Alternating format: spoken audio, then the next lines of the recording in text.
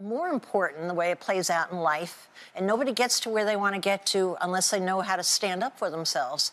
And for me, I've been on Shark Tank for 9 years, and when I first got the gig on Shark Tank, I signed the contract without reading and told everybody I knew, I'm going to Hollywood, I'm going to Hollywood, like as though I'm a child, of course. All right. But what happened was I got a rejection from my producer that said, we've changed our mind and we've hired another woman. I just couldn't believe it. I thought it was somebody's idea of a Halloween joke or whatever that holidays has jokes. Anyway, I think I got the holidays. But I sat down. Something in me said, I'm not taking this laying down. And I sat down and I wrote this email.